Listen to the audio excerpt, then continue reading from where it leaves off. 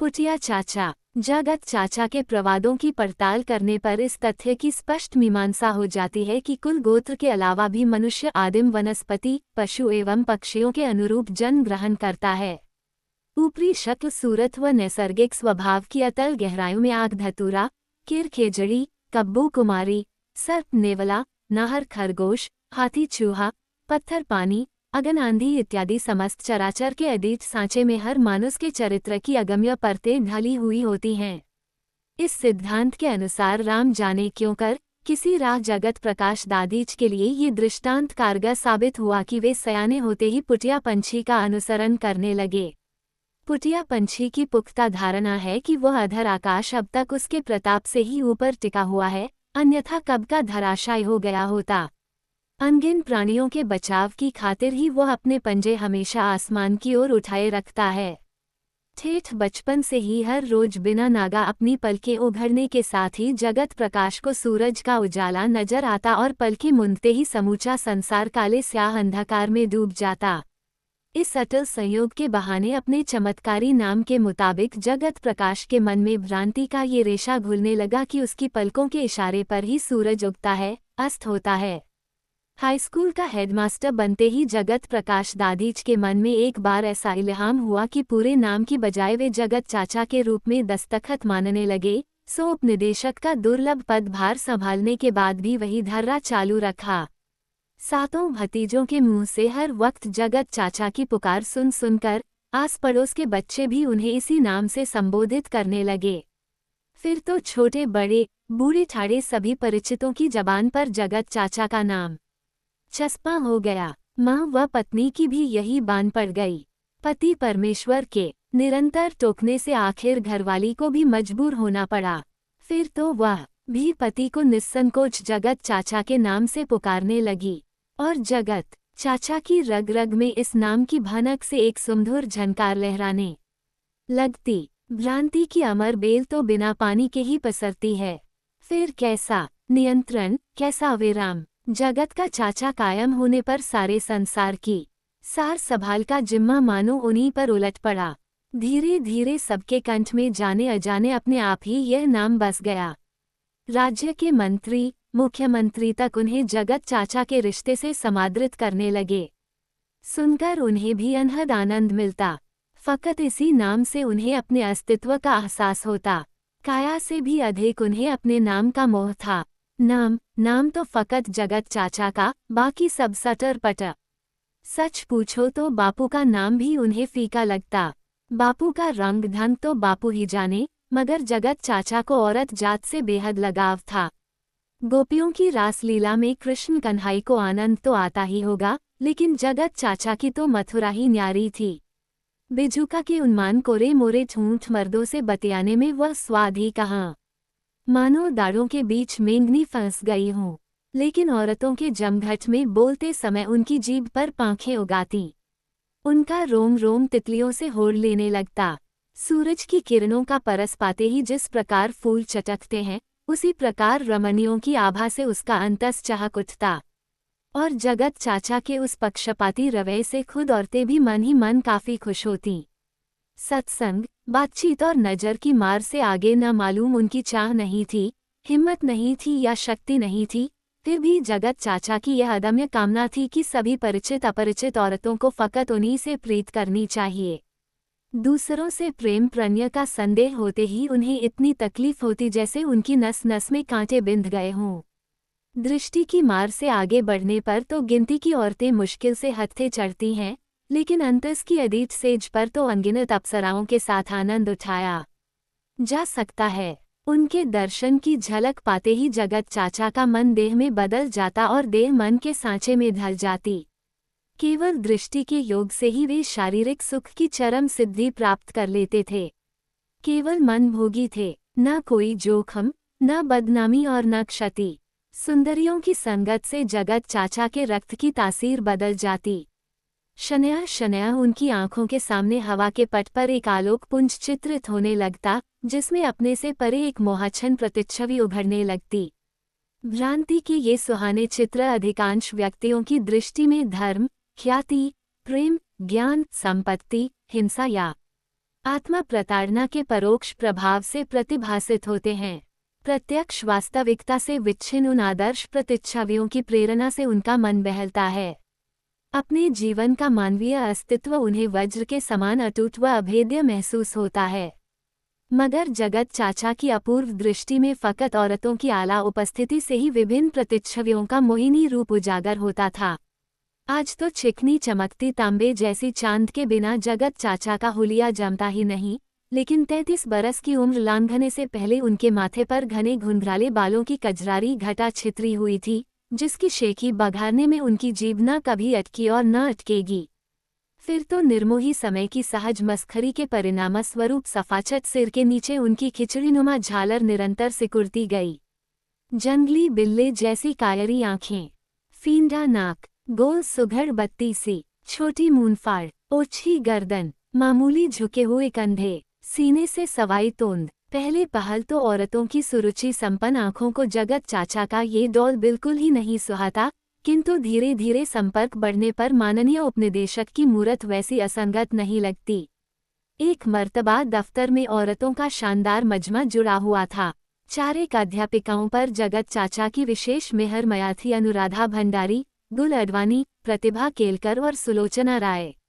दूसरे पक्ष की इच्छा अनिच्छा का जगत चाचा कोई खास ख्याल नहीं रखते थे। अपने ही आलम की अलमस्ती में अनुरक्त रहना उनकी आदत सी बन गई थी। बाकी अध्यापिकाएं उनकी अनुकंपा के दायरे में धीरे धीरे अग्रसर होने लगी थीं। जगत चाचा की आंखों के सामने अपने से परे आलोक के झिलमिल पुंज में एक प्रतिच्छवि उभरने लगी। मोर मुकुट, पीतांबर की जोग संजोग से अंग्रेजी का वरिष्ठ अध्यापक मुरलीधर पुरोहित एक दुर्स्वप्न की तरह उस इंद्र सभा में प्रकट हो गया। भिड़ते ही जगत चाचा की नज़र उसके माथे पर उछली। काले भावर बालों का स्याह मुकुट उन्हें दुगुना दिखलाई दिया। पूरमपूर कद काठी, सांचे में ढाली ओपती देह, ओपती वेशभूषा, बंगाली किनारी की बुर्राक धोती और बदामी चोला। जगत चाचा के आदर्श की प्रतिच्छवि में अकस्मात व्यवधान उपस्थित हो गया। अभिवादन का औपचारिक जवाब दिए बिना ही जगत चाचा ने गंभीर स्वर में कहा, अभी एक जरूरी मसले में उलझा हुआ हूँ, कोई खास काम न हो तो कल तशरीफ ले आएं। मुरलीधर के स्वभाव में न कोई ग्रंथि और न उसकी बोली में कोई लाग लपेट। मन की बात होठों पर दरसाते बोला, खास काम न होता तो आपके पास बेकार चक्कर क्यों काटता। वह आगे भी कुछ कहने जा रहा था, किंतु जगत चाचा धीरज खो बैठे। उसे बीच में टोकते हुए व्यंग्य के लहजे में कहने लगे, मेरे पास आना बेकार समझते हो तो खामख्वाह तकलीफ क्यों उठाए।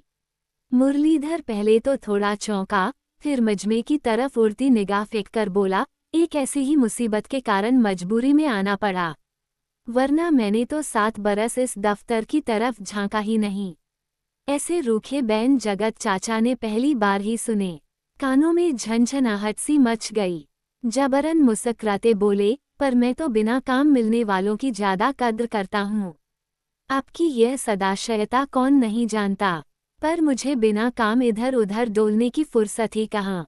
यदि मेरी माँ गठिया बाय में नहीं जकड़ती तो बदली के लिए कभी दरख्वास्त नहीं भेजता।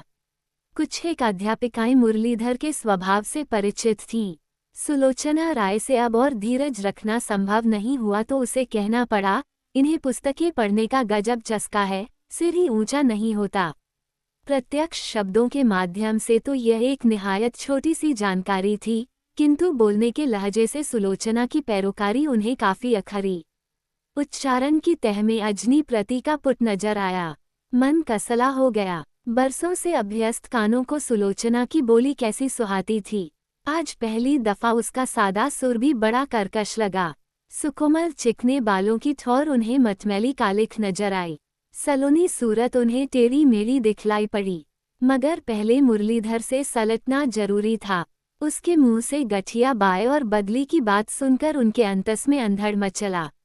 मेज की दरार से एक लिफाफा निकालकर मुरलीधर के सामने करते पूछा, ये सुनहरे अक्षर आप ही के हैं। सवाल का मायना ठीक तरह समझ में नहीं आया तो वह पसोपेश में पड़ गया। थोड़ा रुककर बोला, सुनहरे अक्षरों की बात तो आप जाने, पर यह पता मैंने ही लिखा है। मजमे के सामने लिफाफा फेंककर जगत चाचा अचरज और रोष की मुद्रा में हाथ झटकते हुए कहने लगे, 7 साल से शिक्षा विभाग में मास्टरी की गादी खूंद रहे हैं और हजरत को ये भी पता नहीं कि मेरा नाम क्या है। कई बरसों के उपरांत अपने सही नाम के उद्घाटन से जगत चाचा की रग रग उफनती सी जान पड़ी। उप निदेशक शिक्षा विभाग जोधपुर के पद पर श्री जगत प्रकाश दादीच का नाम बांचकर चिर परिचित मंडली के भी विस्मय का पार नहीं रहा। लिफाफे के अक्षरों पर दीठ गड़ाकर अनुराधा भंडारी बोली, जगत चाचा, हमें तो सचमुच आज ही पता चला कि आपका नाम जगत प्रकाश दादीच है। जगत चाचा के बेजोड़ नाम की कैसी गत बिगड़ी। वो तो छेड़ने की मंशा से उन्हें उकसाना चाहती थी, परंतु वे तो पहले ही पूरे भरे हुए थे। बौखलाए से कहने लगे, तभी तो पता बाँचने पर कल ही से छटपटा रहा हूँ। जनाब का इंतजार कर ही रहा था और मैं आपके सामने हाजिर हो गया, लेकिन मेरे ठोठ मगज में यह बात ही नहीं बैठती कि आपको अपने असली नाम से इतनी चिढ़ क्यों है। जगत चाचा उत्तर देने के लिए बगले झांकते से दिखाई दिए तो गुल अडवाणी मुरलीधर की तरफ देखते बोली, हर किसी के मुंह से जगत चाचा का ये संबोधन ही तो आपका असली नाम है। वाह वाह। वे कुर्सी से थोड़ा ऊपर उठते हुए कहने लगे, तेरे मुंह से क्या खांटी हिंदी बरसती है। सुनते ही जाएं। वाह गुल, वाह। सच, मैं भी ऐसी हिंदी नहीं बघार सकता। वे आर पार बींधती नजर गड़ाकर गुल अडवाणी की सूरत टोहते रहे। बेचारे गुलाब इन गालों की झाई का क्या मुकाबला करेंगे। लंबी लंबी मद छकी आंखें, बाकी भौहें, तिरछी चितवन, पतली और कसुमल अधर, मानो चुंबन देने के लिए ही बने हों। और ठुड्डी का यह अंतरंग छिद तो सीधा कलेजे को छलनी करता है। काश ये तीखी सुघड़ नासिका उनकी सूरत पर नगीने की तरह जड़ जाती तो सारा हुलिया ही सुधर जाता। लेकिन समझदार औरतों की यही खूबी है कि वे पुरुष की बनावट व उम्र का ख्याल नहीं करती। मुद्दे की बात है स्वभाव, आलिजा स्वभाव। तत्पश्चात उन्हें राम जाने क्या सनक सूझी कि 2-3 मर्तबा मुंह बिदकाकर जगत प्रकाश दादीच के नाम की घिन उगलते हुए उन्होंने लिफाफे के टुकड़े टुकड़े करके रद्दी की टोकरी में डाल दिए। बात और बात का नाम, कैसा अचीता कांड हुआ। लिफाफा फाड़ फेंका तो कोई हर्ज नहीं, अर्जी तो सुरक्षित होगी। वह बड़ी मुश्किल से अटकता बोला, यदि माँ की बीमारी में भी सेवा न करूँ तो यह नौकरी किस काम की। तो छोड़ दो नौकरी, किसी पर एहसान थोड़े ही है। एहसान तो किस पर करूँ, पर नौकरी छोड़ें, ऐसी मेरी हैसियत नहीं। हैसियत नहीं या तमीज नहीं। कुत्ता भौंके तब भी जगत चाचा पुचकार कर रोकने की चेष्टा करते हैं, शायद दूर या पास खड़ी कोई महिला सुन रही हो। किंतु आज तो वे एकदम ही आपा खो बैठे। मगर मुरलीधर अपने काबू में था। शांत स्वर में बोला, मेरी तमीज का ब्यौरा ही जानना चाहें तो मोहनगढ़ क्षेत्र के बाशिंदों से पूछिए। पूहूंगा, झक मारकर पूहूंगा। मुझे और काम ही क्या है, सो पाकिस्तान की सरहद पर धोरों की धूल फांकने जाऊं, नेताजी की तमीज का पता लगाने। यदि थोड़ा बहुत भी शऊर हो तो श्रीमान को यह ज्ञान जरूर होता कि बदली की पूछताछ के लिए कब आना चाहिए। गलती हो गई, माफ कीजिए। 7 बरस में किसी दफ्तर के पास नहीं फटका, फिर कैसे पता चले। आप शुरुआत में ही बता देते तो इतना बखेड़ा नहीं होता। कल समय पर ही आऊंगा। विनम्रता की यह चाशनी देखी तो जगत चाचा भी ढीले पड़ गए। घरेलू भाव से हिदायत देते बोले, पर गुरुजी, कान खोलकर साफ सुन लो कि 108 बार जगत चाचा का जाप लिखकर नहीं लाए तो सुनवाई नहीं होगी। लेकिन गुरुजी तो हामी भरे बिना ही रवाना हो गए, मानो मुट्ठी भर राख उनके गंजे सिर पर उछाल दी हो। कुछ समय तक तो सामने बैठी महिलाओं के चेहर गडमड हुए से जान पड़े। फिर धीरे धीरे दीठ निथरने पर उन्होंने अपने आप में डूबते उतराते छलांग मारी तो अलग अलग औरतों की अलग अलग पहचान साफ दिखने लगी। किसी से नई तो किसी से पुरानी आत्मीयता, सबकी अपनी अपनी विशिष्ट गरिमा, विशिष्ट रूप, विशिष्ट नजाकत। ये गुल अडवाणी, यह अनुराधा भंडारी, ये प्रतिभा केलकर और यह सुलोचना राय। मामूली गलती तो ईश्वर से भी हो जाती है, फिर सुलोचना से ऐसी क्या नाराजगी। मगर अंतस के अवचेतन पर उनका नियंत्रण नहीं था। अजाने ही उनकी गर्दन दूसरी तरफ मुड़ गई। बायां हाथ सामने करते पूछा, तुम्हारा नाम माँ माया पंवार ही है न। हाँ, संकोच के मारे उसने मुश्किल से हामी भरी, जैसे उसकी जीभ तालू से चिपक गई हो। पगली कहीं की, वे उत्साह के जोशीले स्वर में कहने लगे, जगत चाचा से मुलाकात का ये ढंग नहीं है। यहाँ आओ तब लाज झिझक को 7 तालों के भीतर बंद करके आओ। आज़ादी, 17% आज़ादी तो मेरे इर्द गिर्द घूमर लेती है। इस सारी बात को शुरुआत में ही समझ लो तो अच्छा है। इस सीख के गुमान में उनकी आज़ाद निगाहें अलग अलग चेहरों को सहलाने लगीं। नई सूरत का तो नजारा ही निराला है। उसकी आभा में अथाह भेद छिपा रहता है। यही तो सर्वोपरि आनंद है। न भगवान के भेद का पार, न औरत के रहस्य की था। यदि परमेश्वर भूल चूक से मनुष्यों को औरत का ये वरदान नहीं सौंपता तो ये गलीज दुनिया जीने के काबिल ही नहीं रहती, जिसके फलस्वरूप ही तो ये कुदरत सुहानी लगती है। नहीं तो चांदनी, वर्षा और बेचारे फूलों में धरा ही क्या है। औरतों में आस्था रखने वाले को भगवान में आस्था रखने की जरूरत ही नहीं। तब एक अदने मास्टर की तो उन्हें एक चींटी जितनी भी परवाह नहीं करनी चाहिए। अकस्मात उस मायावी सत्संग के बीच उन्हें हवा में तैरता एक आलोकपुंज दृष्टिगोचर हुआ, और दूसरे ही क्षण उसमें एक धुंधला धुंधला सा चित्र उभरने लगा। बालों के बीचों बीच करीने से मांग निकली हुई, तितलीनुमा मूंछें, कोट के सामने दमकता हुआ लाल स्वस्तिक। जगत चाचा का अंतस अविलंब उस आदर्श प्रतिच्छवि में रंग गया। उनके होठों पर टिमटिमाती मुस्कान छितर गई। कुर्सी पर उछलते हुए जोर से बोले, यदि मैं हिटलर होता।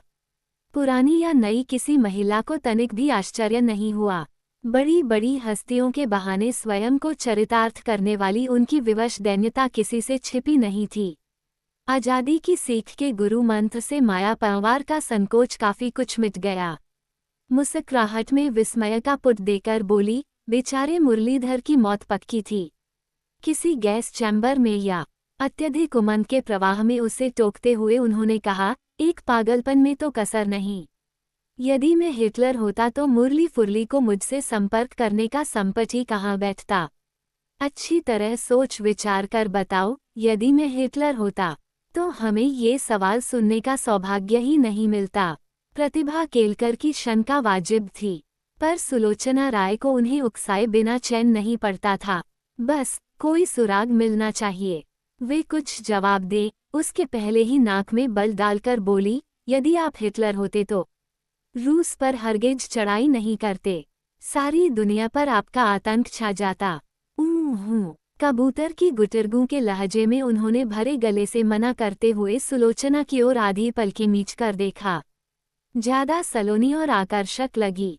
हल्की हल्की नीली आब में रक्त की ठौर मानो मदिरा घुली हो। गले पर 3 सलवटों की नैसर्गिक कंठी, मोतियों के हार को भी मात करने वाली। हिरनी को ईर्ष्या हो जैसी स्नेह सिक्त आँखें। जगत चाचा ने अपनी छोटी मूंदफाड़ पर व्यापक मुस्कुराहट छलकाते कहा, यदि मैं हिटलर होता तो दुनिया को युद्ध के बदले प्रेम से जीतता। फकत प्रेम से। औरतों के अलावा किसी भी मर्द को फौज में भर्ती नहीं करता। बात की बात में लाखों यहूदियों के प्राण बच जाते। तमाम ईस्ट यूरोप रूसियों की खूनी दाढ़ से बच जाता। उफनती हंसी को जबरन दबाते सुलोचना ने मिलती मारी, ये तो यमराज के सांप्रत प्रतिरूप हर हिटलर के भी बूते की बात नहीं थी। फिर जगत चाचा की तो बिसात ही क्या। शिथिल भाव से दबी दबी हामी भरी, हाँ सो तो बचता ही। यदि नितांत गोपनीय न हो तो एक बात बताइए जगत चाचा की, मुझे तो आप उस नाजी फौज की कमांडर जरूर बनाते। क्यों? गुल अडवाणी ने अधिकृत भाव से जानना चाहा। और मुझे भी। अनुराधा भंडारी ने तत्काल अपना दावा प्रस्तुत किया।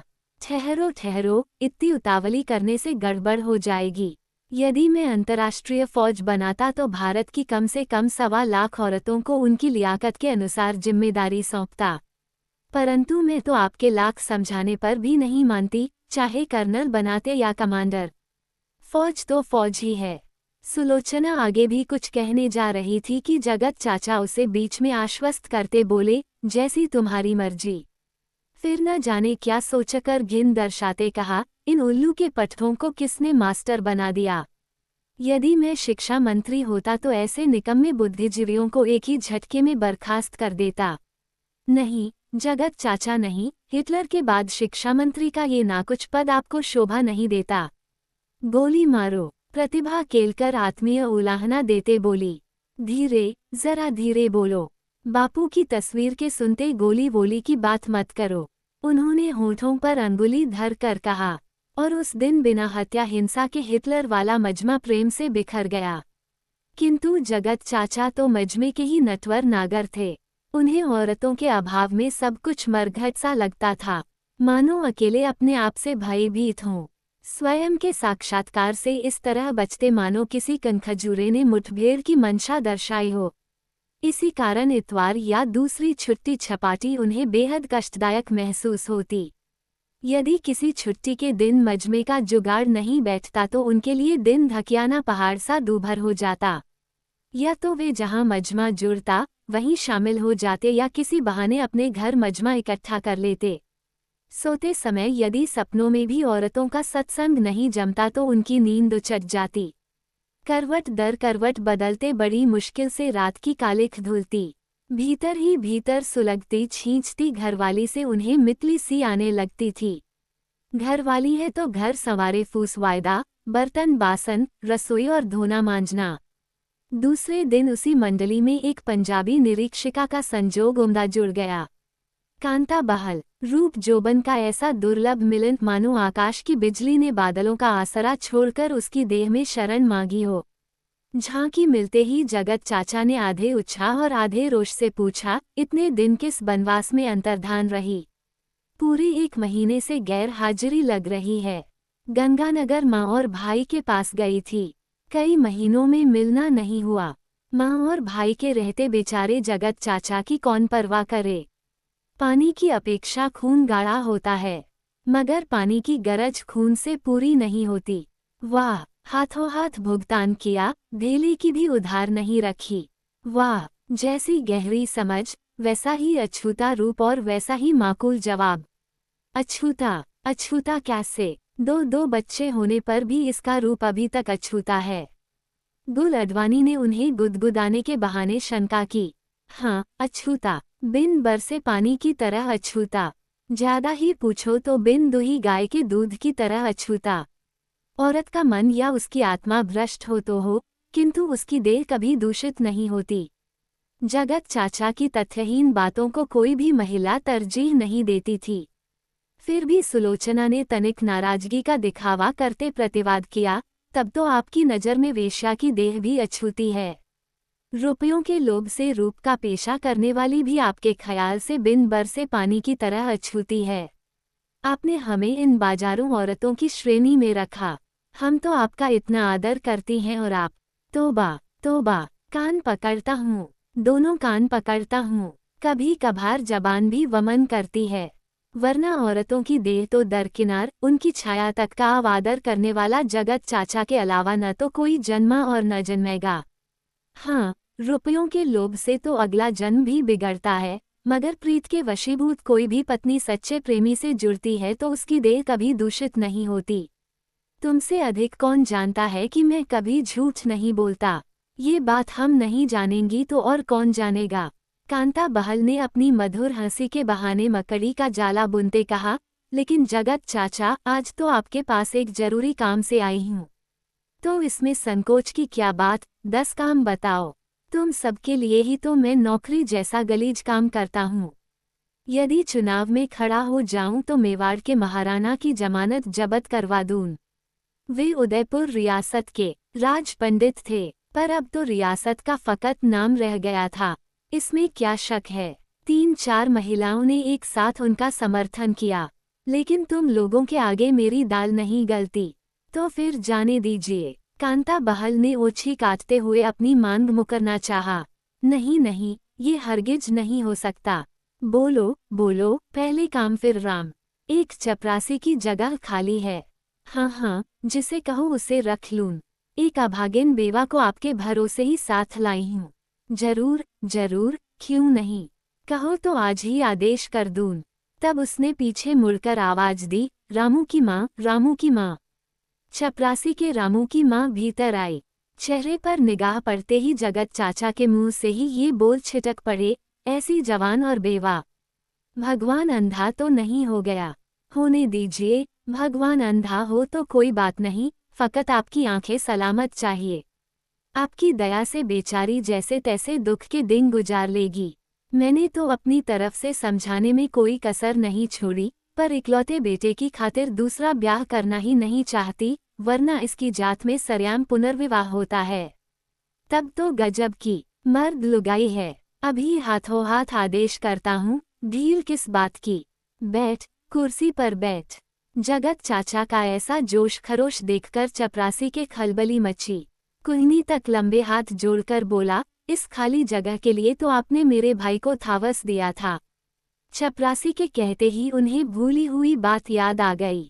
मामूली झेपते हुए बोले, थावस दिया है तो मना थोड़े ही कर रहा हूँ। मगर सच बता, यदि तू मेरी जगह होता तो जवान विधवा का कुछ भी ख्याल नहीं रखता। चपरासी नाक पर अंगुली फिराते कहने लगा, भला ऐसी आस में क्यों करने लगा? ये तो पिछले कर्मों का फल है। मेरी ऐसी करनी कहाँ। देख, बुरा न माने तो आज तुझे लाख रुपयों की बात समझाऊं। थोड़ा मगज तो लड़ा, तू खुद काफी समझदार है। यदि इस तरह गांव से खेती का धंधा छोड़कर सभी किसान सरकारी नौकरियों की तलाश में भटकने लगे तो देश की बेशुमार आबादी के लिए धान की कमी कौन पूरी करेगा? जरा सोचने की बात है। गरीब परवर, मेरी ऐसी गहरी समझ कहाँ। मेरे एक भाई की नौकरी से देश में धान की कमी पड़े तो जाने दीजिए। मालिक का मालिक कौन? मालिक मैं तो तुम लोगों का अदना सेवक हूँ सेवक। मगर भैया तू कौन सा नहीं जानता कि थोड़ा थोड़ा करते ही बटाधार होता है। एक में ही अनेक रूप बसते हैं। यह अमोघ मंत्र सुनाकर उन्होंने चारों तरफ नजर घुमाई। जवान विधवा को खड़े देखा तो फिर जोर देकर कहा, बैठ बैठ, कुर्सी पर बैठ। आजाद भारत में सब बराबर हैं, कोई छोटा बड़ा नहीं। मगर रामू की माँ कुर्सी पर नहीं बैठी। आजाद भारत से उसका कुछ भी सरोकार नहीं था। उसका घर भला और वह भली। झिझक दर्शाते बोली, मैं तो अब तक कुर्सी पर बैठी ही नहीं, कौन सी नामवरी बढ़ती है। भोलेपन के वे अजाने बोल कुर्सियों पर बैठी महिलाओं को बुरे लगे। बैठने की खातिर जगत चाचा का बनावटी आग्रह भी उन्हें आखरा। सभी औरतों में एक जैसी प्रतिक्रिया उभरी। तब मंडली की पैनी निगाहों का एहसास होते ही उनका माथा ठनका। फिर उसे कुर्सी पर बैठने के लिए एक बार भी नहीं कहा। चपरासी भी मुंह चढ़ाकर बाहर बेंच पर चुपचाप बैठ गया। आज की मंडली में दो औरतें और जुड़ गई। एक तो कांता बहल और दूसरी रामू की माँ। औरतें तो हमेशा जुड़ती ही रहनी चाहिए, लेकिन बूढ़ी ठाड़ी नहीं, जवान और खूबसूरत, वरना जगत चाचा की प्रतिभा को आंच नहीं लगती, और आंच लगे बिना प्रतिभा मुखर नहीं होती। पद और शिक्षा का पुछलगा ना हो तो नई चपरासिन की पारदर्शी सूरत किसी से कम नहीं थी। जात, धर्म, शिक्षा और पद में रूप जोबन का क्या वास्ता। इसके डाबर ननों पर तो कैसा भी पद और कैसी भी शिक्षा निछावर की जा सकती है। लगता है उम्र के साथ साथ यह जवानी ढलने की नहीं, आखिर बुढ़ापे को भी इसके आगे हार माननी ही पड़ेगी। जगत चाचा ने चोर निगाहों से उसकी कमनीय विशिष्टताओं का नाप तौल किया, जिसके लिए उनकी आंखें पर्याप्त पारंगत थीं। फिर अचानक आशंकित होकर उन्होंने सामने बैठी मंडली की मोहिनी मूर्तों में दृष्टि गंवा दी, और कुछ ही देर बाद उनके सामने प्रकाशपुंज की एक प्रतिच्छवि जगमगाने लगी। सफ़ेद धोती, सफ़ेद चोला और सफ़ेद टोपी। इकलंगी धोती की सलवटों से अगले ही क्षण सब कुछ स्पष्ट हो गया। उनींदी आवाज में कहने लगे, हिटलर के नाम से तुम्हें घबराहट होती है तो उसे मरने दो। यदि मैं राजस्थान का मुख्यमंत्री होता तो सचमुच इसी सूखी धरती के रेतीले धोरों का नजारा ही बदल देता। एक कौड़ी खर्च किए बिना ही। हाँ, एक कौड़ी खर्च किए बिना ही। बताओ कैसे, कौन क्या बताती। लेकिन बार बार आग्रह करने से प्रतिभा केलकर मुंह बिदकाकर बोली, जब आपने सोचा है तो आप ही बताइए। मैं मुख्यमंत्री बनूं तो अपने मन की बात बताऊं। बताओ बताओ, जरूर बताओ। तुम्हें मेरी कसम, यह कोई बेजा बात नहीं। यदि तू मुख्यमंत्री बने तो सबसे पहले क्या मीन मारेगी? जोर से ताली बजाकर उन्होंने हंसते हुए पूछा। तब गर्दन झुकाकर उसने धीरे से जवाब दिया, किन प्रकारेण आपको निदेशक बना दूंगी। सूरज के सामने बदली आने पर कमरे में उजाला काफी सिमट गया, फिर भी किसी को उसका ख्याल तक नहीं आया।